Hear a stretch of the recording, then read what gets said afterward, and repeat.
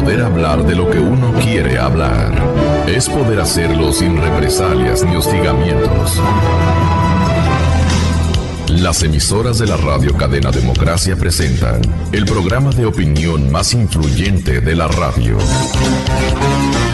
La revista informativa Democracia. Sin amilanarse, sin amilanarse. Se viene un tiempo nuevo. Pero hay que decir qué Ecuador queremos. Presidente electo democráticamente, somos parte del pueblo. No tiene sentido, no tiene validez. En este país no se ahorra. Sostener la dolarización, el temor de perder, siempre puede estar presente. Lo mismo va a pasar en el 2016. Ese modelo debe de cambiar. Él ya dejó de ser un economista y ahora es un construir la unidad. El gasto público eres tú, compañero. La gravedad del problema económico ecuatoriano.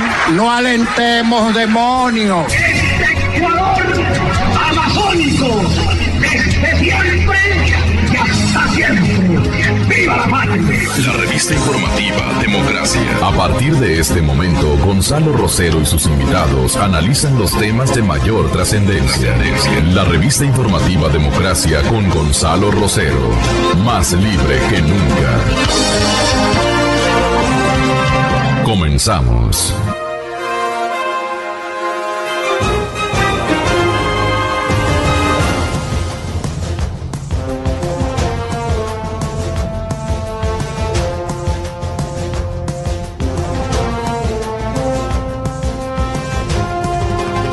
Me da mucho gusto en saludar a mi amable audiencia.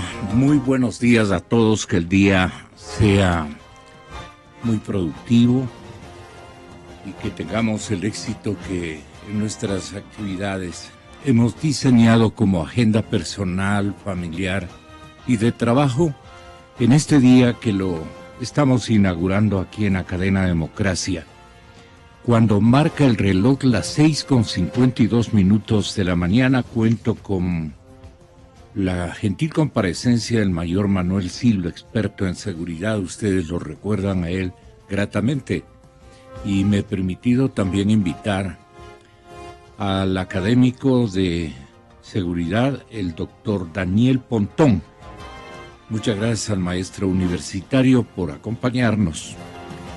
Es que ayer daba a conocer la prensa internacional, las autoridades de Nueva York, daban a conocer las autoridades de Washington, de que la metrópoli norteamericana se hallaba encendida en alertas ante nuevas formas de terrorismo.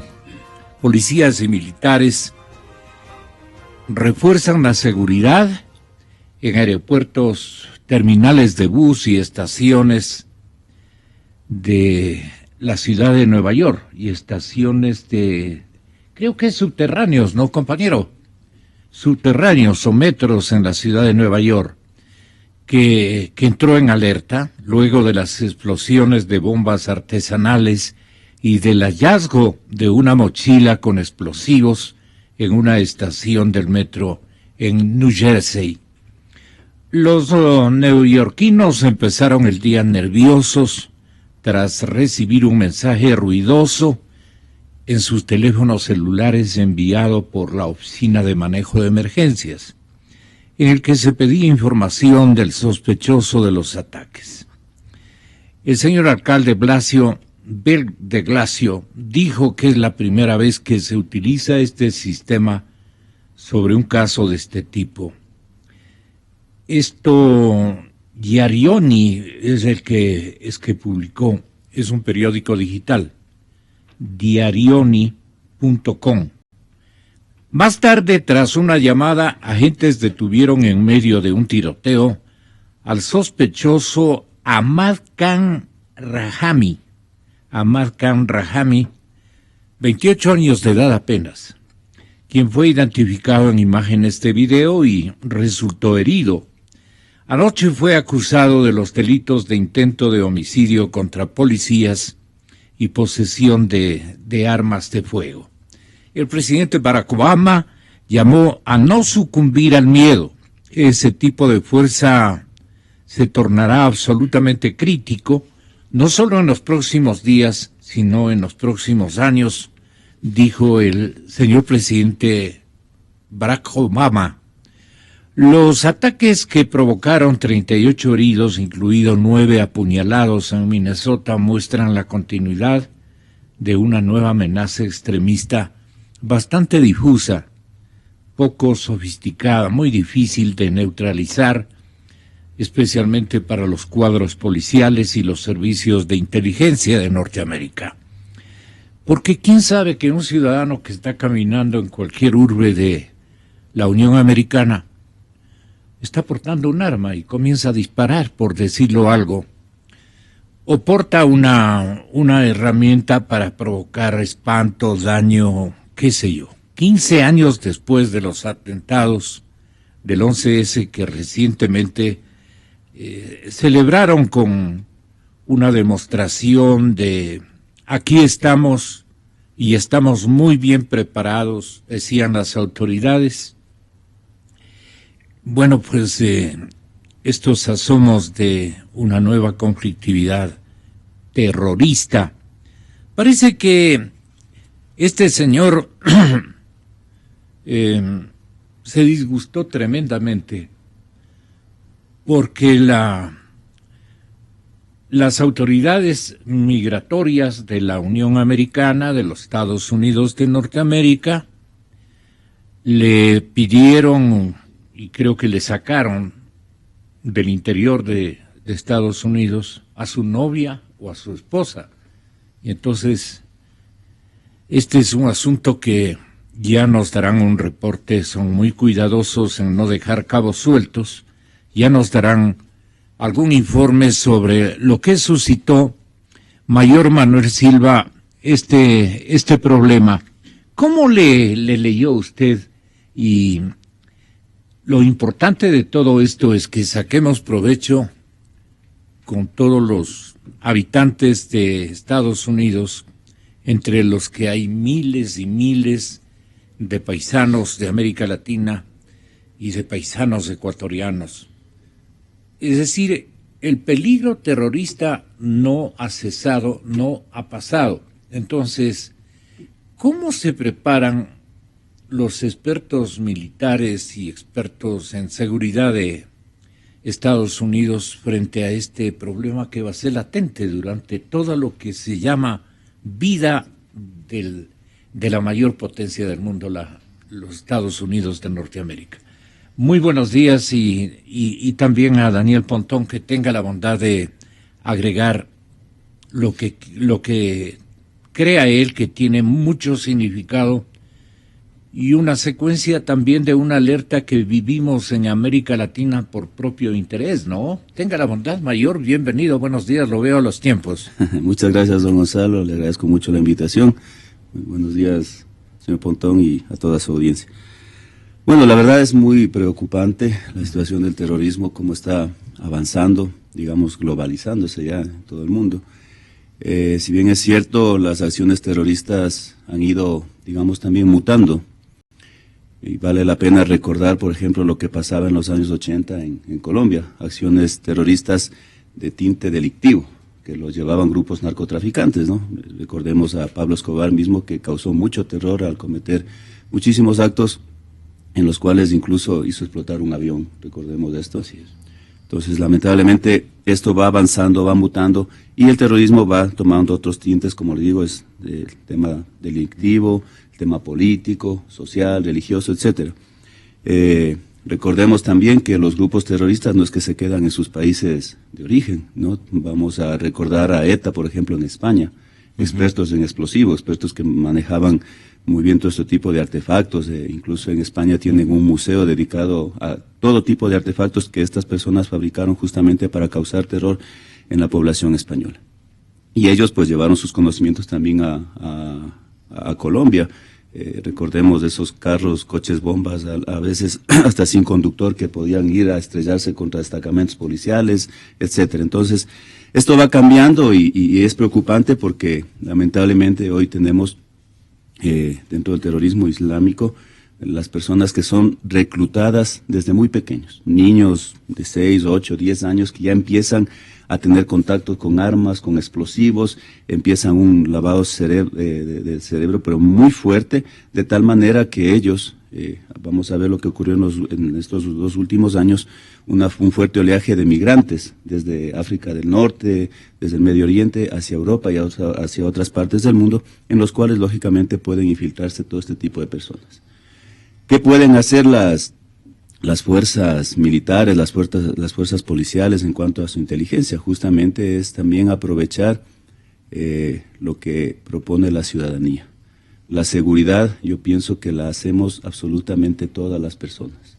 Y si encontramos cierto tipo de perfiles sospechosos de estas personas porque viven alejados del mundo, especialmente viven abstrayéndose de muchas cosas, ya son ciertos perfiles peligrosos que los que les denominan los famosos lobos solitarios o solitarios, que llegan a ciertos países para, pues, algún momento despertarse y cometer este tipo de atrocidades, y que lógicamente están conectados hasta con un punto de repudio a ciertas cosas, especialmente hablemos hacia Occidente, ¿no? Sí. Porque han sido lógicamente combatidos. Entonces, dentro de este lavado cerebral, pues claro, le ponen a un enemigo que es Occidente y empiezan este tipo de ataques.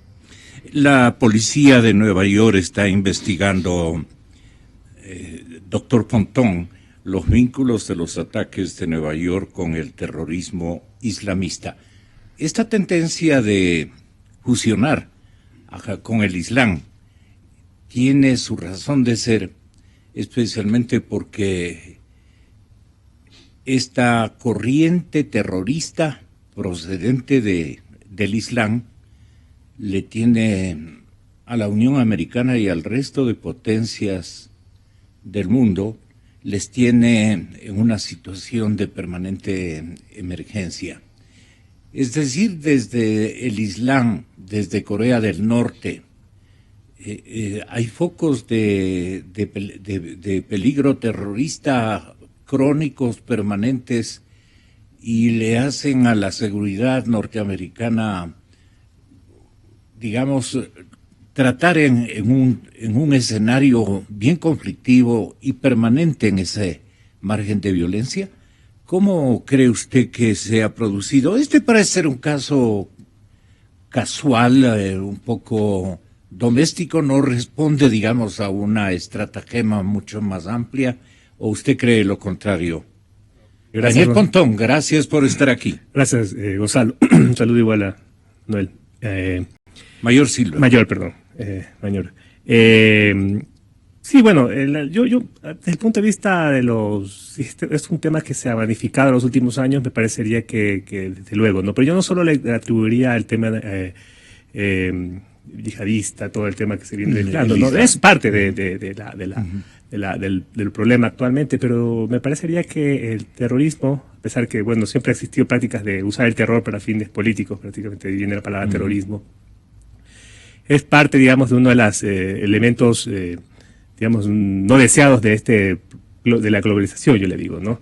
Y pues, si usted se pone a ver, Estados Unidos no solo ha visto un rebrote de terrorismo en los últimos años respecto a esta amenaza islámica, digamos, de gente de países árabes o de países de orientación musulmana, sino también a nivel interno, ¿no? Usted, por ejemplo, hace un año y pico tuvo el tema de este atentado en Orlando, un atentado terrorista donde una persona se mató indiscriminadamente en una discoteca, claro. de eso gente, fue en Orlando. Exactamente, sí. De gente con de orientación sexual, digamos, homosexuales, etcétera, etcétera, ¿no?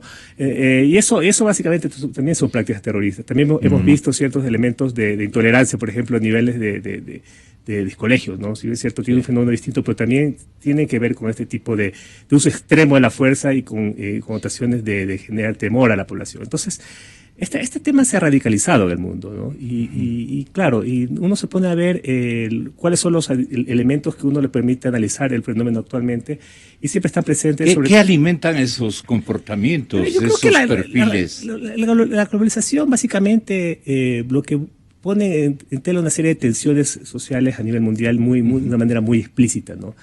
Y el terrorismo básicamente es producto de la radicalización de las sociedades, ciertas prácticas que buscan exasperar este tipo de situaciones extremas, y este tipo de situaciones busca siempre sacar lo peor de sí de las personas. ¿Qué quiero decir con esto, no? la radicalización busca, por ejemplo, una contienda política, ¿no? A veces gente por las pasiones puede llevar a decir cualquier cosa y se pierde mucho el sentido de lo que es la cohesión, la capacidad de tolerancia de las personas, la capacidad de convivencia, la aceptación de la diferencia. Y justamente ahí es donde la globalización exaspera ese tipo de elementos, ¿no? Y en un contexto, bueno, los Estados Unidos la perdió. Perdón, me expresé fue el país, la potencia más grande del mundo, es el país que de una forma más abrupta, digamos también por factores comunicacionales, recibe este tipo de influencias. Pero hay factores que están presentes actualmente en el terrorismo internacional que de pronto le cambia la orientación de lo que es el terrorismo, digamos, de un corte más local. Por ejemplo, Mayor Silva puso el tema del ETA, ¿no? Formas de terrorismo mucho más focalizadas. Es básicamente el factor de la política migratoria, ¿no? El tema migratorio siempre se alerta, siempre se pone en tensión cuando uno hace este tipo de análisis.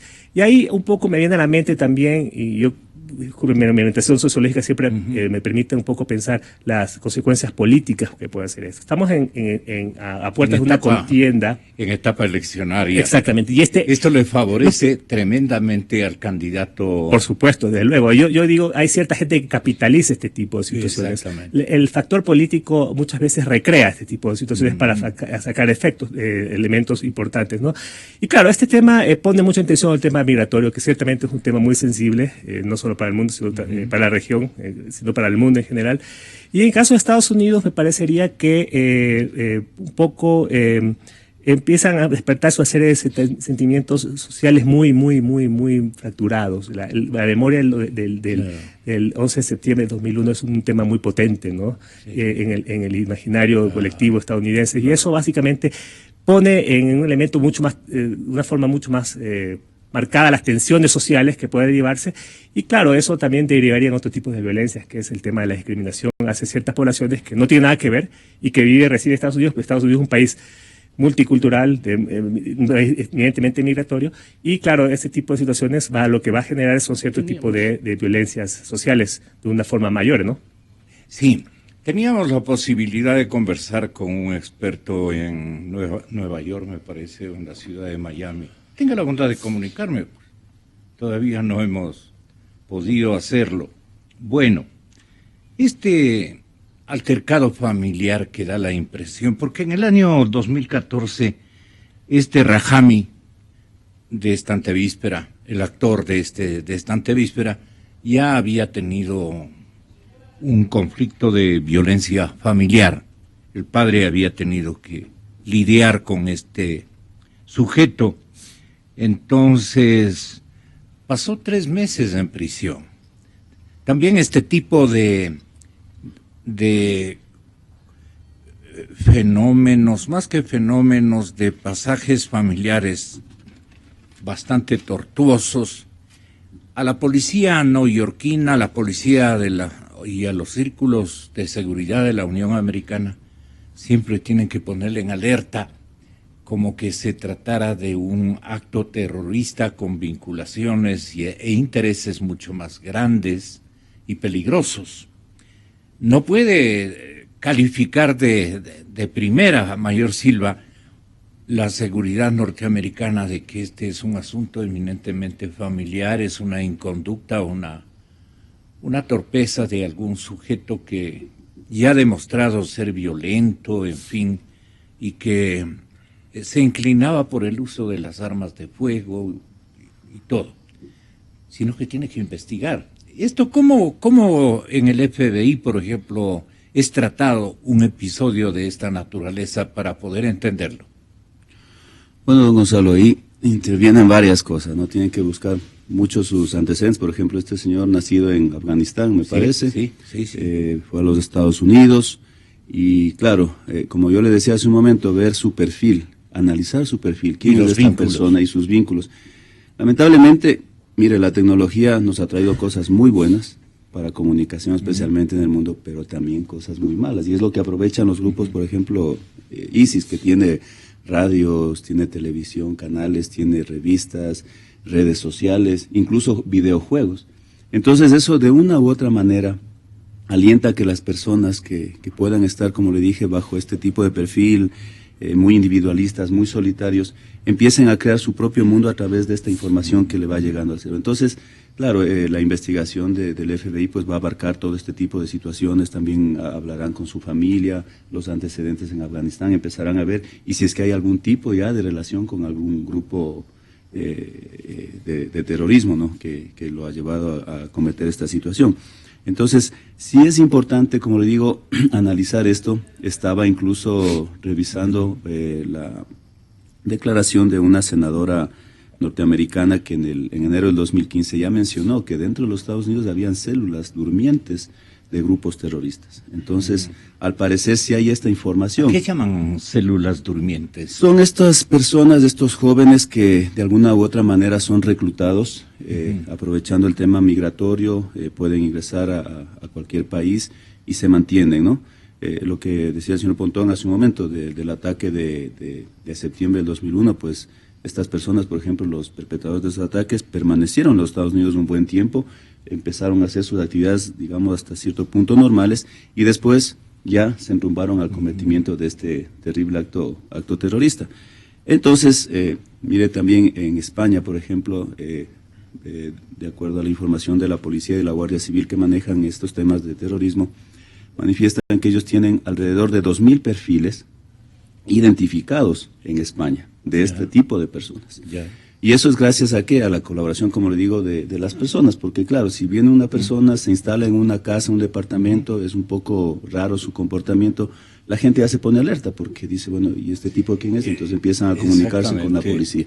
En eso la comunidad árabe, Daniel, debe pagar las de Caín, pues no, perdonen por recordar un personaje bíblico, las de Caín, porque si le ven árabe, si vemos que es árabe y caminan en conjunto por sus problemas incluso de idioma, no se comunican fácilmente con nosotros, los latinoamericanos, por ejemplo, ¿no? Y en ciudades más peligrosas como Nueva York, porque no deja de ser un escenario, preciosa ciudad, la metrópoli más hermosa, más grande, más linda del mundo. ¿Quién no se entusiasma de ser parte de la humanidad cuando está visitando Manhattan, no? Es decir, por todo lo que uno puede ver, no solo en sus vitrinas, sino en el resto de su infraestructura, ¿no? Pero asimismo viene de golpe, dice, aquí puede ocurrir la explosión de una primera bomba atómica, y esos espejismos negativos que uno tiene ese momento. Pero esa es una convivencia con el peligro y también con el deleite. Entonces, esto ya prácticamente ha pasado ya a convertirse en esto del señor Khan Rahami, ya pasa a convertirse en un altercado familiar, porque están desde CNN mencionándonos esto de que el FBI ya estaba en conocimiento del padre de este sospechoso. Lo había entrevistado en el año 2014, luego de un altercado familiar, y el padre inequívocamente había dicho, este sujeto, mi hijo, es terrorista. Es decir, desde la familia mismo ya le pintan de esa manera, como van a pasar ustedes a escuchar con la amable audiencia. Entonces, ¿a dónde quiero llegar yo? Estados Unidos tiene que lidiar con tantos perfiles tan complicados que el hartazgo social hace que un loco de remate vaya, por lo menos loco interesado, de crear ese perfil con aspiraciones de llegar a la Casa Blanca, ¿no? Es este señor Trump. Las cosas que ha dicho, si las ponemos en este momento en primera plana, solo en frases, nos quedamos asustados todos los miembros de esta humanidad, porque dice, nos lleva a la última guerra planetaria, pues, ¿no? Entonces, Estados Unidos como sociedad vive una situación tremenda. Esto es casi a diario lo que ocurre. Altercados familiares que siempre son sintonizados como inicios de episodios terroristas. El mismo padre le acusa al hijo, miren ustedes. El alcalde de Nueva York, Bill de Blasio, llegó a este vecindario conocido como Chelsea en Manhattan para reunirse con residentes afectados por la explosión que dejó a 29 personas heridas el pasado sábado, pero esta también es una comunidad que se siente más tranquila tras el arresto del principal sospechoso del ataque, Ahmad Khan Rahami, que fue capturado durante un intercambio de disparos con la policía en Linden, Nueva Jersey. Rahami ahora enfrenta cargos por intento de asesinatos de policías, entre otros, y se espera que sea instruido de cargos por terrorismo la próxima semana. Las autoridades siguen evaluando evidencias para determinar el motivo de estos ataques y también si el sospechoso actuó solo o si existe algún vínculo con alguna organización terrorista más amplia. Ahora, durante su arresto, la policía encontró en su poder un cuaderno en el que hace referencia a los hermanos Tsarnaev, los responsables de los atentados durante la maratón de Boston en 2013, y también a Anwar al-Awlaki, este clérigo estadounidense que se unió a Al-Qaeda. Rahami, que es un ciudadano estadounidense nacido en Afganistán, viajó a Pakistán y Afganistán, según las autoridades, varias veces en los últimos años. Hasta el momento, ninguna organización terrorista ha tomado responsabilidad por los ataques y el Talibán en Afganistán le negó a CNN tener alguna relación con Rahami. Al parecer, el FBI también ha interrogado al padre del sospechoso y está buscando a la esposa de Rahami, una mujer pakistaní que, según las autoridades, salió del país días antes de los ataques. A Rahami, que vive en Elizabeth, Nueva Jersey, ha sido vinculado con la explosión en Seaside Park, Nueva Jersey, el sábado por la mañana, también con la explosión aquí en Chelsea el sábado por la noche y con los explosivos que fueron encontrados en una estación de trenes en Elizabeth, Nueva Jersey. Ahora el sospechoso, que resultó herido durante el tiroteo con la policía, se está recuperando en un hospital de Nueva Jersey y se espera, como mencioné, que sea instruido de cargos formalmente por terrorismo el próximo miércoles, el miércoles de la semana que viene. Exa FM. Sí, es la reportera María Santanta de la cadena CNN. El señor presidente Obama le llamó la atención a la colectividad norteamericana y le dijo que no es bueno sucumbir al miedo. Ese tipo de fuerza se tornará absolutamente crítico, no solo en los próximos días, sino en los próximos años. El aprender y saber como comunidad y como individuos y como familias de que no hay que dejarse doblegar por el miedo, por el temor. Es lo que nos pasa a nosotros, que vamos a ser siempre víctimas, no solamente de estos personajes y actores que están de paso. ¿Cuántos de estos perfiles pasarían mocositos, como decimos por acá, pasarían a cargo de sus padres? O en otros casos vemos grupos islámicos que vienen en buena onda, no vienen por necesidad de trabajo, porque sus países no les aportan en nada en su virtuosa formación o en su normal confluencia a luchar en la vida o por la vida. Los ataques que provocaron, aquí se está anunciando 38 heridos, apuñalados en Minnesota, dice, muestran la continuidad de una amenaza extremista difusa, poco sofisticada, muy difícil de neutralizar para la policía y los servicios de inteligencia. Yo digo, después de 15 años del 11S en Estados Unidos, ¿cómo se puede comprobar que se ha avanzado en el control de estos grupos de migrantes que van en buena onda, la mayor parte de ellos, ¿no? Esa es la parte más complicada, que incluso se convierte en eslabón de selección política en los Estados Unidos. A ver, primero estamos frente a un tema extremadamente complejo. Y esa complejidad creo que nos permite un poco tomar algunas pautas de análisis.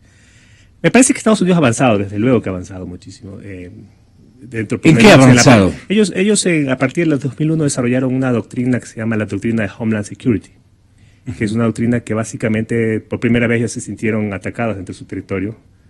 Y esa doctrina, ellos no tenían esa doctrina, tenían políticas de defensa, etcétera, pero a nivel interno, hasta cierto punto desarrollaron un nuevo comando que es el FARSA NORAD, que fue famoso, que funciona en Colorado.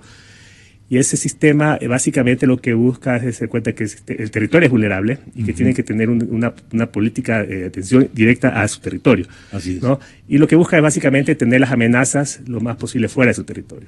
De ahí un poco explicamos lo que es la geopolítica de las guerras ahorita, ¿no? Y un poco entendiendo esa doctrina, un poco que entender lo que está pasando en el mundo actual. Pero claro, desde el avance básicamente, y a mí, desde mi punto de vista, se ha avanzado mucho en lo que es un poco la desarticulación, a pesar que eso toma muchos matices en otras partes del mundo, de lo que es este terrorismo internacional de corte islámico, organizado, financiado. Un poco no quiero entrar en el análisis de ISIS, que ciertamente te merece un poco la atención en esto. Pero el problema actual es básicamente que me viene a la memoria este chico, ¿no? Es este tipo de células terroristas operan organizadamente o operan de forma aislada, particular. Y yo creo que son parte de las dos. El mundo actual está viviendo una nueva forma de extremismo que solapadamente o subterráneamente está perforando las sociedades y pone mucho en tensión las que son las instituciones, los valores republicanos, sobre todo en países como la potencia mundial, la hegemónica, que aprobó valores republicanos. Y básicamente esa tiene que ver con esta especie de subculturas que nacen a raíz de la proliferación de lo que es los medios de comunicación, el Internet, ¿no? Todo tiene una cantidad de basura que hay detrás de eso. Hay una serie de gente que sigue este tipo de células. Sí. Y que, claro, uno le pregunta es, ¿actúan aisladamente? Puede ser, pero también hay lazos de comunicación, gente que desde distintas partes del mundo y de forma simultánea operan y están un poco alimentando esta cultura de odio. Y, claro, rebrota en ciertos lugares del mundo, como Estados Unidos, que tiene una mayor visibilidad, de porte mediático.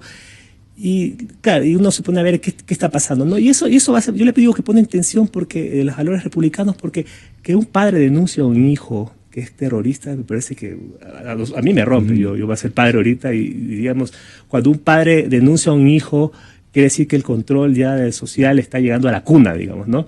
Y usted denunciar a un hijo es una especie de miedo a la intimidad, miedo al sí mismo.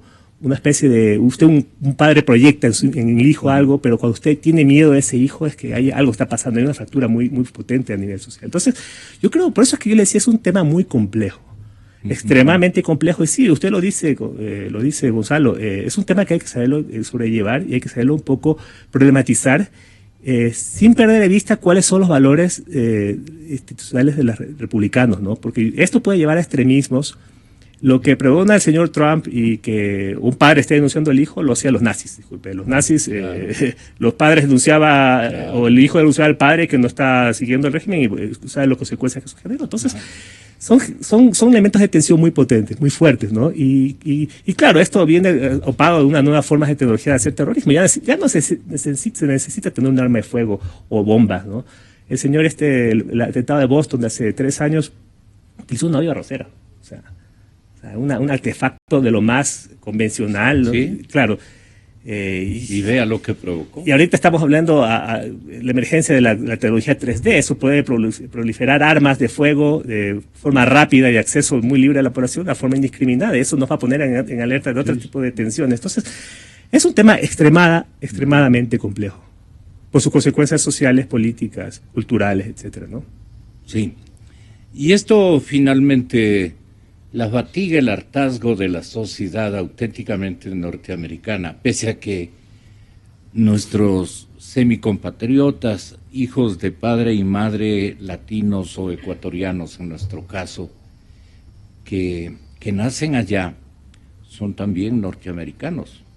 Entonces, eso también nos invita a reflexionar y a justificar el hartazgo que debe tener la gente norteamericana de que, producto de esta libre penetración que tenemos todo el derecho los humanos de visitarnos mutuamente, de hacer nuestro este maravilloso planeta, pero tendrán sus razones y eso lo veremos en los comicios de noviembre.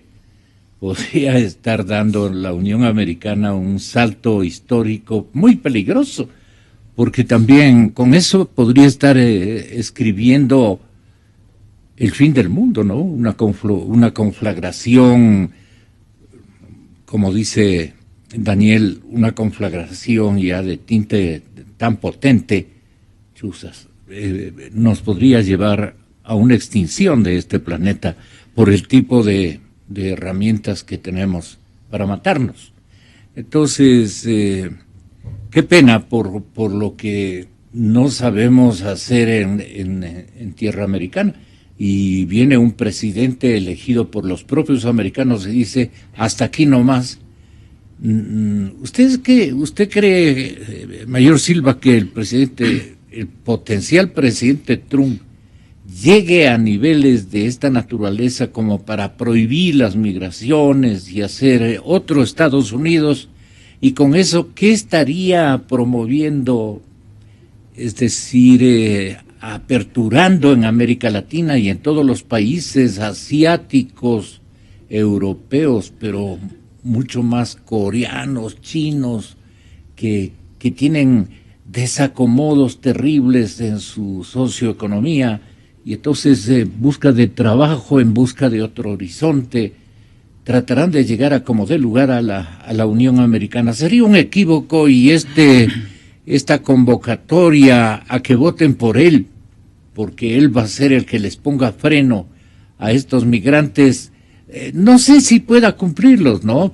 Porque el hombre es capaz de vencer cualquier obstáculo con tal de llegar al objetivo de sobrevivencia, especialmente, Mayor. Qué grave es explicarnos esto, no tenemos ninguna dimensión de preparación como para explicar esto, sino explicarnos entre nosotros. Estamos comentando, estamos dialogando, y como latinoamericanos nos preocupa este escenario. Claro que sí, don Gonzalo. Mire, claro, los Estados Unidos es un país de muchas libertades. Básicamente, usted ve, estando allá, uno puede caminar con tranquilidad, adquirir lo que quiera con tranquilidad, sabiendo que es un buen producto, muchas cosas de estas. Pero para garantizar esto, lógicamente, en este tema del terrorismo, puede reflejar un sentimiento también hacia la gente, como usted decía hace un momento, llegar a un hartazgo de decir, bueno, basta aquí. Y al tener una persona, un candidato muy potencial que les ofrece ciertas medidas que de alguna manera muchísimos estarán de acuerdo, dirán, bueno, en verdad, o sea, se necesita esto para que este país vuelva nuevamente a estar tranquilo, que no haya problemas, que el terrorismo se quede fuera de los Estados Unidos. Entonces, si esta persona les ofrece eso, de alguna u otra manera puede ser atractivo para los intereses y para las libertades más que todos los Estados Unidos. Entonces yo creo que ahora, señor Trump dijo, ¿qué les ofrezco a mis paisanos? Si les ofrezco esto, voy a ganar. Entonces ya entra otra perspectiva, ¿no? del candidato en este caso. Así es. ¿Sabe qué es lo que hay que ofrecer para ganar una elección? Pues no. ¿Usted qué opina, Daniel Pontón? Bueno, lo que ofrece Trump pone en tensión este tipo de temas, ¿no? Yo creo que marcaría, si concreta sus ofrecimientos, que ojalá, por el bien de la humanidad, sean solamente conjeturas de campaña, a pesar que ya decía, es lamentable que utilice ese tipo de argumentos para proyectarse políticamente, pero digamos, si se lograría concretar, estaríamos en una especie de un golpe, un viraje bastante potente de lo que es la forma de concebirse de Estados Unidos como país, ¿no? Como la influencia no solamente económica, militar, sino la influencia cultural que ha tenido en los países. Yo creo que eso va a poner en tensión de muchas situaciones. Yo digo, o sea, poner en tensión el tema de usar el tema migratorio cuando es un país que vive de la diversidad, ¿no? ha vivido de la convivencia y se ha enriquecido cultural, históricamente, económicamente del intercambio migratorios, es básicamente una sociedad que empieza a mirarse de adentro con miedo, ¿no? El miedo es una categoría muy potente, ¿no? Es una categoría extremadamente compleja, potente y que hay que saberla matizar, ¿no? Creo que la labor es justamente de un análisis serio, es justamente alertar a este tipo de situaciones que nos puede conducir a una sociedad de corte mucho más intolerante, ¿no? Y claro, desde el punto de vista regional, esto va a tener consecuencias importantísimas, ¿no? La política migratoria en los países de región, si Trump logra ganar, va a verse seriamente afectada, va a haber conflictos muy potentes respecto a ese tema, dado las relaciones, digamos, históricamente fluidas entre América Latina con Estados Unidos desde el punto de vista migratorio, ¿no? Cuánto les agradezco por esta oportunidad de plática. Solamente al mayor Silva, ¿usted ve una colectividad amilanada en Ecuador? O sea, la generalidad de nuestros congéneres, de nuestros familiares, de nuestros paisanos, de todos los integrantes de esta sociedad, nos preocupa la violencia, la inseguridad que aflora en todo el continente. Esto mismo de los vecinos. Muchos pensamos que eso no va a tener un feliz desarrollo. Y me parece magnífico que el autor de el proyecto de paz, este doctor, el que firmó, el actor está haciendo ayer la cadena RCN y NTN. ¿Ramírez? Humberto de la Calle, exactamente.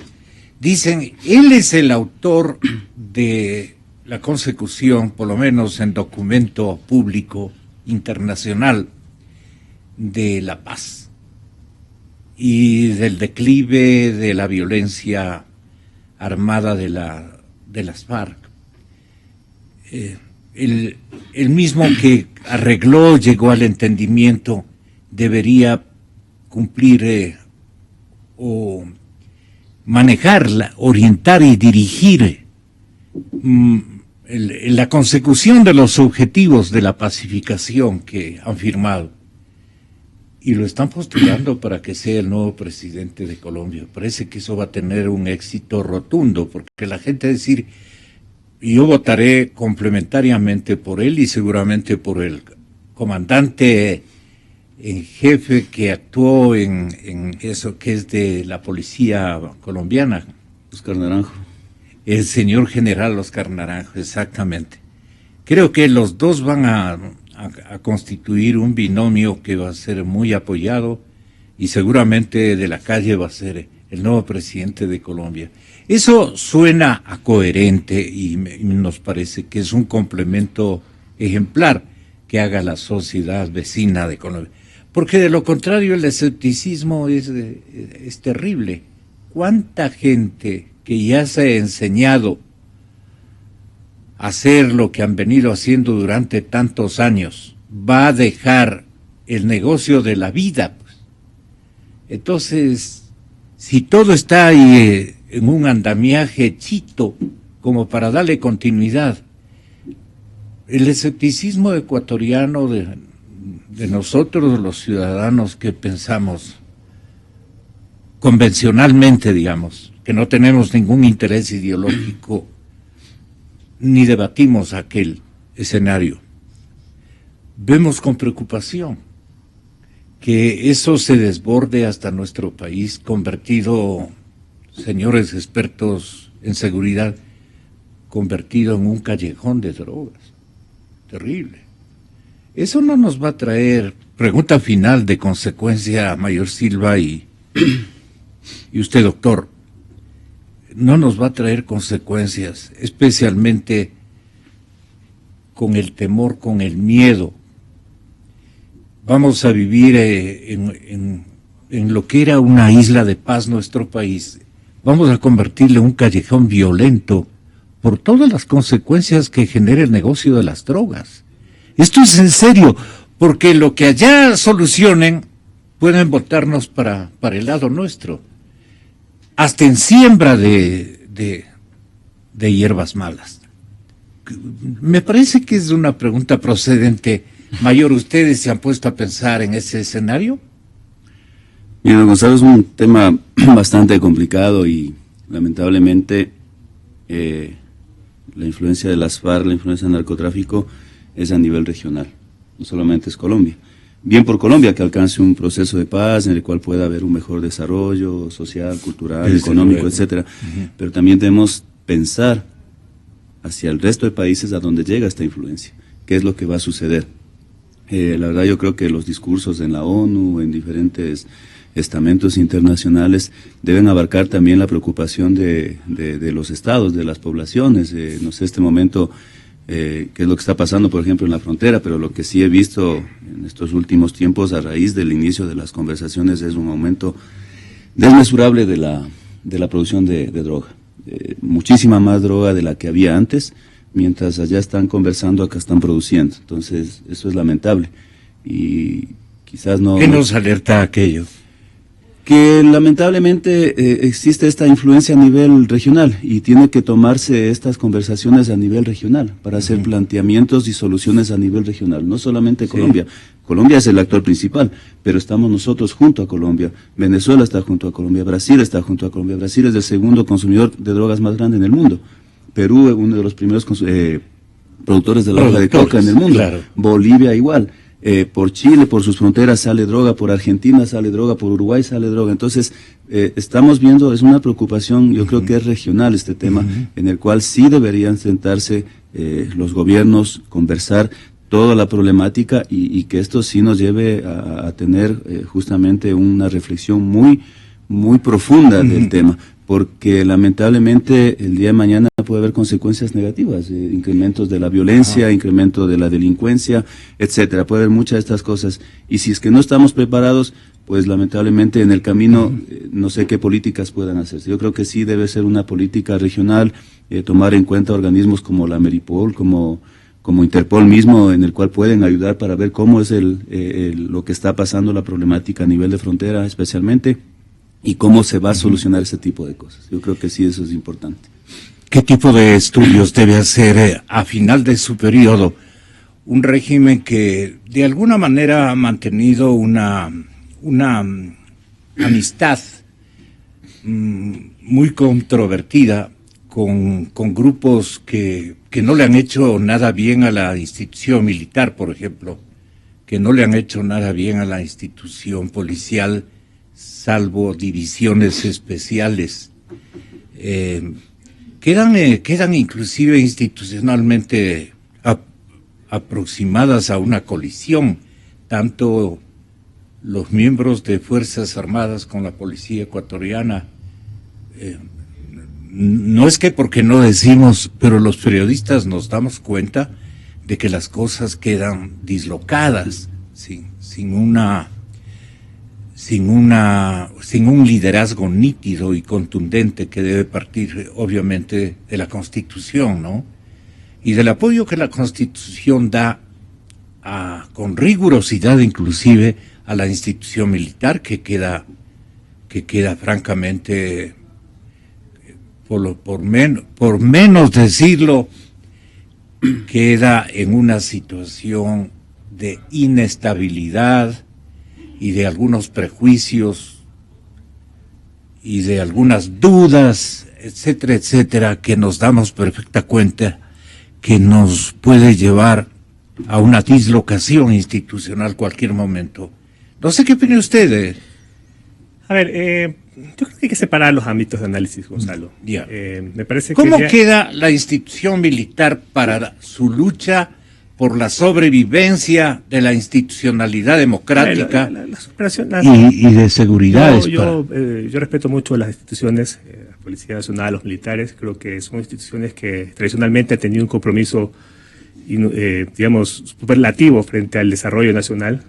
El tema fronterizo, las fuerzas militares han tenido una presencia, digamos, histórica, y es parte también de los argumentos que se dicen que el Ecuador no sea un país productor de hoja de hoja de coca, y eso de cierta manera obedece a que el país ha tenido una presencia territorial importante a través de sus fuerzas del orden, ¿no?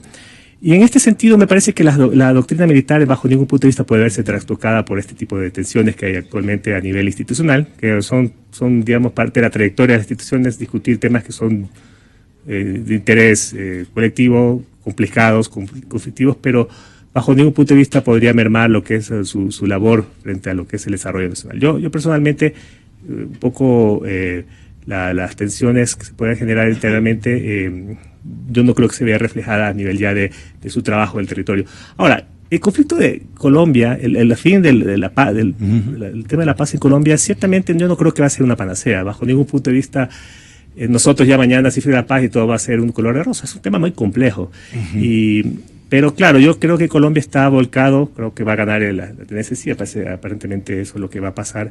Por primera vez Colombia se aboca a una mirada distinta a la problemática. Y claro, pero ellos ponen fin a uno de sus conflictos. Yo decía, la palabra posconflicto a mí no me agrada mucho, porque es decir que el conflicto ya desaparece. Exacto. Y las tensiones, sobre todo a nivel fronterizo, a nivel de las relaciones, sobre todo con Ecuador, son extremadamente complejas. Una de esas tiene que ver con el tema del narcotráfico. Si algo ha habido permanente en estos 50 años de historia del conflicto armado con las FARC, ha sido el tema de la presencia de la industria del narcotráfico. Y claro, ahorita aparentemente Colombia ha bajado un poco su intensidad en cuanto a la lucha de la erradicación de cultivos y ha proliferado, sobre todo en zonas fronterizas, el tema del cultivo de hoja de coca. Pero yo creo que el Ecuador en ese sentido, y por eso yo admiro mucho la proactividad y que tiene la policía y las Fuerzas Armadas en esto, Ecuador está muy bien preparado para esto. Yo no creo que somos un país débil frente a esto. Y aquí Mayor sí me va a ratificar, hay una formación de años respecto a ese tema. Y claro, hay una amenaza latente del narcotráfico. Ha buscado ser destruida esa... Hay una amenaza latente, digamos, respecto al tema del narcotráfico, pero yo no creo, así precisamente, que las cosas sea algo que no hayamos conocido y que no estemos preparados. Yo creo que Ecuador está preparado. Y una de las constituciones que nosotros también nos permite como país estar vigilante frente al proceso colombiano, básicamente es que el problema del narcotráfico se debe a un problema de falta de control territorial. Y eso es lo que un poco el país debe exigir. Y no puede haber una falta de control territorial sin una estrategia de desarrollo fronterizo. Y eso es lo que yo he venido promoviendo. Y ese desarrollo fronterizo debe ser llevado de una manera bastante, digamos, articulada, coordinada entre las dos instancias para un poco... Porque no hay otra forma de combatir el narcotráfico. Si usted el narcotráfico puede poner militares, policías, gastar mucha plata en ese tipo de cosas, ya creo que la historia nos ha demostrado que a veces es como la lógica de la bicicleta estática, ¿no?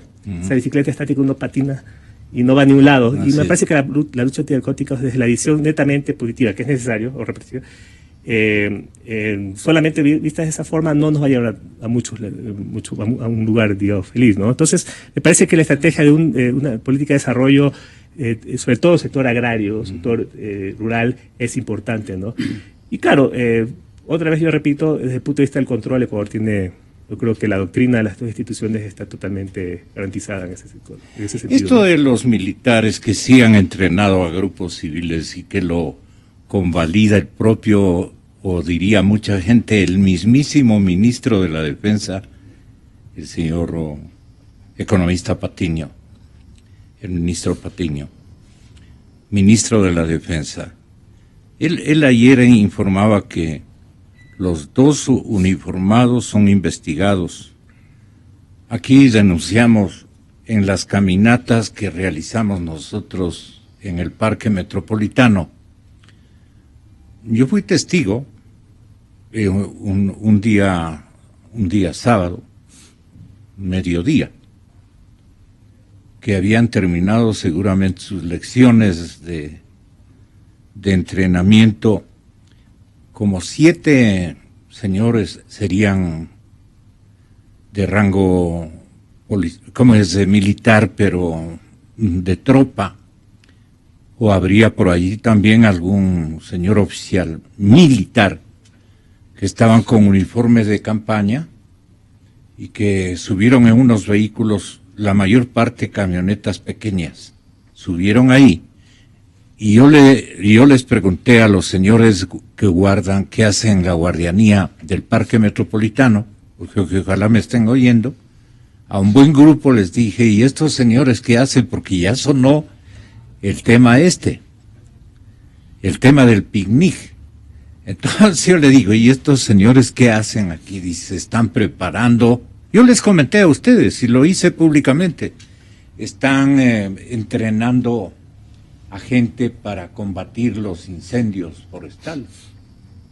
Les dije, porque ya había la premisa que gestaron días antes con la denuncia correspondiente. Entonces ahorita es como cuando al pobre señor subteniente de policía le culpan de los pases, jovencito, ¿no? Le culpan el doctor Patiño, ¿cómo es? El economista Patiño, ministro de la Defensa, también les culpa a dos que los va a investigar, a dos uniformados que los va a investigar. Solamente dejamos presente que no somos tan bobos como nos creen en Alianza País. 7:45 de la mañana. Hasta